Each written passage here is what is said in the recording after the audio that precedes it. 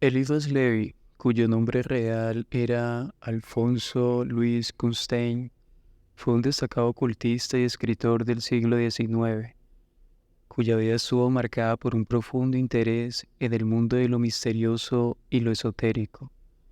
Nacido el 8 de febrero de 1810 en París, Francia, Levi se convirtió en una figura influyente en la historia del ocultismo y la magia ceremonial. Desde temprana edad, Levi mostró un gran interés por la filosofía, la religión y las artes esotéricas. A lo largo de su vida, exploró una amplia gama de disciplinas, incluyendo la cábala, la alquimia, la magia, la teosofía y el espiritismo. Su pasión por estos temas lo llevó a estudiar a figuras históricas como Paracelso, Cagliostro, Swedenborg, Cornelius Agripa, entre otros, y también llegó a tener relación con sociedades secretas como los Rosacruces o los masones. Uno de los logros más significativos de Levi fue la publicación de su obra Dogma y Ritual de la Alta Magia, en el año 1855. En este libro presentó sus ideas sobre la magia ceremonial y la teoría detrás de la vocación de los espíritus. A continuación leeré lo sucedido durante una ceremonia de magia práctica realizada por Eliphas Levi para evocar el fantasma de Apolonio de Tiana. En la primavera del año de 1854 me dirigí a Londres para escapar de penas internas y entregarme sin distracción alguna a la ciencia. Poseía cartas de presentación para personajes eminentes que estaban deseosos de revelaciones relativas al mundo sobrenatural. Visité a varios y encontré en ellos, con mucha cortesía, un gran fondo de indiferencia o de ligereza.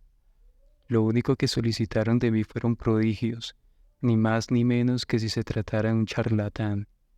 Me encontré un poco descorazonado porque, a decir verdad, lejos de estar dispuesto a iniciar a los demás en los misterios de la magia ceremonial, había tenido siempre, por lo que a mí respecta, temor a las ilusiones y a las fatigas. Por otra parte, esta clase de ceremonias exige un material dispendioso y difícil de reunir. Me encerré, pues, en el estudio de la alta cábala y no pensaba más en los adeptos ingleses, cuando un día, al volver a mi hotel, encontré una nota dirigida a mí. Esta nota contenía la mitad de una carta cortada transversalmente y en cuyo frente reconocí enseguida el carácter del sello de Salomón, y un papel asaz pequeño en el cual estaba escrito con lápiz: mañana a las 3, delante de la abadía de Westminster, en donde se os presentará la otra mitad de esta carta. Fui a esta singular cita. Había un carruaje estacionado en la plaza. Yo tenía, sin afectación, mi fragmento de la carta en la mano. Un doméstico se acercó respetuosamente a mí y me hizo un signo abriéndome la portezuela del coche. Dentro de él había una señora vestida de negro y cuyo sombrero estaba, como el rostro, cubierto por un espeso velo. Esa señora me hizo señas de que subiera al carruaje, enseñándome la otra mitad de la carta que yo había recibido.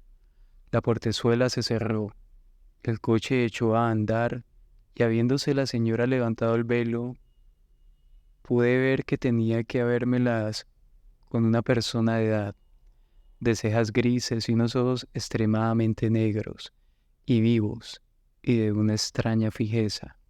Sir, me dijo, con un acento inglés muy pronunciado, yo sé que la ley del secreto es rigurosa entre los adeptos.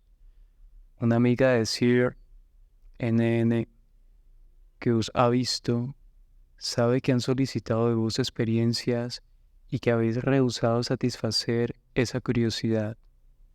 Quizá no poseáis las cosas necesarias. Yo voy a mostraros un gabinete mágico completo, pero solicito de vos, ante todo, el más inviolable secreto. Si no me hacéis esa promesa, por vuestro honor daré orden para que os conduzcan a vuestra casa.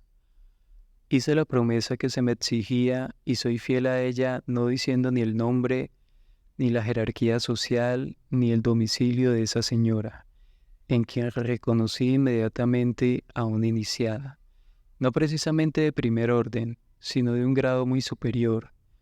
Tuvimos muy largas y amplias conversaciones, durante las cuales ella insistió siempre en la necesidad de prácticas para completar la iniciación. Me enseñó una colección de trajes y de instrumentos mágicos y aún me prestó algunos libros raros de que yo carecía. Luego me determinó a intentar en su casa la experiencia de una vocación completa, para la cual me preparé durante 21 días observando escrupulosamente las prácticas necesarias. Mi preparación había terminado el 24 de julio.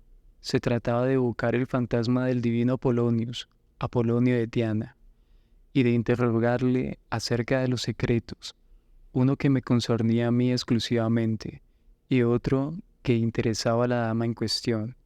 Esta había contado al principio con asistir a la vocación, acompañada de una persona de confianza, pero a última hora esa persona tuvo miedo y como el ternario o la unidad son rigurosamente requeridos para los ritos mágicos, me dejaron solo. El gabinete preparado para la evocación estaba practicado en una especie de altar con piedra de mármol blanco y rodeado de una cadena de hierro imantado. Sobre el blanco mármol estaba grabado y dorado el signo del pentagramatón, tal y como está representado en la siguiente figura, y en el mismo signo estaba trazado en diversos colores sobre una piel blanca de cordero completamente nueva que estaba extendida sobre el altar. En el centro de la mesa de mármol había un saumerio de cobre con carbón de madera de émula y de laurel. Otro saumerio estaba colocado delante de mí sobre un trípode. Yo estaba vestido con una túnica blanca, muy parecida al alba de los sacerdotes católicos, pero más amplia y más larga, y llevaba en la cabeza una corona de hojas de verbena entrelazadas por una cadenilla de oro. En una mano tenía una espada nueva y en la otra el ritual. Encendí los dos fuegos con las sustancias requeridas y preparadas y comencé en voz baja primero las invocaciones del ritual. El humo se extendió, las llamas hicieron vacilar los objetos que iluminaban y después se apagaron. El humo se elevaba blanco y lento sobre el altar de mármol y me pareció sentir una sacudida, como si fuera un temblor de tierra. Sentí un tintineo en los oídos y mi corazón latía con fuerza.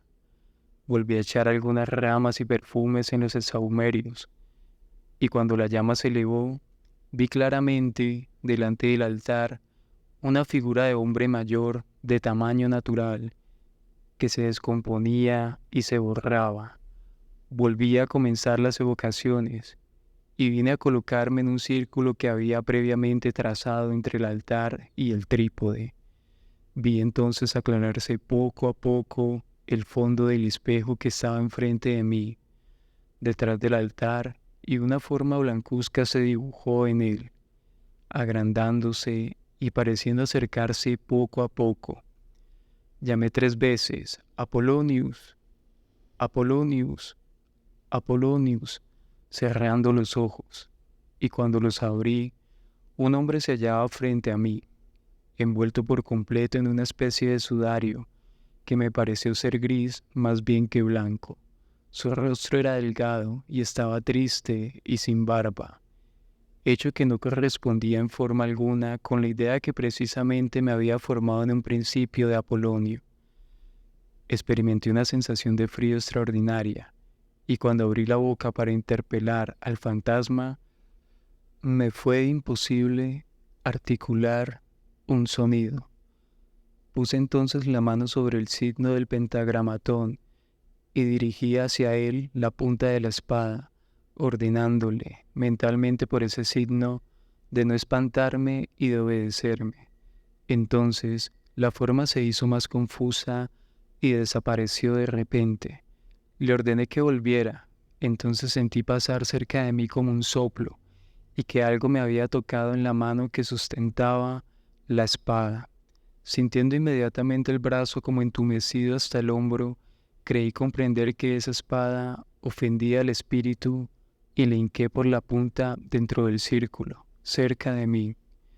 La figura humana reapareció inmediatamente, pero sentí una debilidad tan grande en todos mis miembros y un desfallecimiento tan repentino que de mí se apoderaba, que di 2 pasos para sentarme. En cuanto me senté, caí en una especie de profundo sopor, acompañado de ensueños, de los que no me quedaron al despertarme más que un recuerdo confuso y vago. Tuve, durante muchos días, el brazo entumecido y dolorido. La figura no me había hablado, pero me parece que las preguntas que tenía que hacerle se habían resuelto por sí mismas en mi espíritu. A la de la señora, una voz interior respondía en mí, muerto. Se trataba de un hombre de quien quería saber noticias. En cuanto a mí, yo quería saber si el acercamiento y el perdón serían posibles entre 2 personas en las que yo pensaba, y el mismo eco interior respondía implacablemente, muertas. Refiero aquí los hechos tal y como han pasado. No los impongo a la fe de nadie. El efecto de esta experiencia tuvo en mí algo extraordinario, algo inexplicable. Yo no era ya el mismo hombre. Algo del otro mundo había pasado por mí. No estaba ni alegre ni triste, pero experimentaba un encanto singular por la muerte, sin sentir, no obstante, ningún intento de acudir al suicidio. Yo analizo cuidadosamente lo que experimenté, y a pesar de una repugnancia nerviosa muy vivamente sentida, reiteré 2 veces, solo con intervalo de algunos días, la misma prueba. El relato de los fenómenos que se produjeron difiere muy poco del que acabo de referir, y lo suprimo por no hacer demasiado extensa la narración, pero el resultado de estas otras 2 evocaciones fue para mí la revelación de los secretos cabalísticos, que si fueran conocidos por todo el mundo cambiarían en poco tiempo las bases y las leyes de todas las sociedades modernas. Concluiré de ello que realmente he evocado, visto y palpado al gran Apolonio de Tiana. No estoy ni bastante alucinado para creerlo, ni soy tampoco serio para afirmarlo. El efecto de las preparaciones, de los perfumes, de los espejos, de los pantáculos, es una verdadera embriaguez de la imaginación que debe obrar vivamente sobre una persona de suyo impresionable y nerviosa. Yo no explico por qué leyes fisiológicas he visto y tocado, afirmo únicamente que he visto y he tocado, que he visto clara y distintamente sin sueños, y esto basta para creer en la eficacia real de las ceremonias mágicas. Creo, por otra parte, peligrosa y nociva la práctica. La salud, sea moral, sea física, no resistiría a semejantes operaciones si éstas se hicieran habituales. La ama de edad de que he hablado y de la que tuve después por qué quejarme sería una prueba, porque a pesar de sus negaciones, yo no dudo que ella no tenga la costumbre de la nigromancia y de la goecia. A veces disparataba por completo, entregándose otras a insensatas cóleras, de las que apenas podía ella determinar la causa. Abandoné a Londres sin haberla vuelto a ver, pero cumpliré fielmente el compromiso que con ella contraje de no revelar a nadie, sea a quien fuere, nada que pueda darla a conocer o poner en la pista de quién es por sus prácticas, a las cuales se entrega sin duda a espaldas de su familia, que es, por lo que supongo, bastante numerosa y ocupa una posición muy respetable. Fin.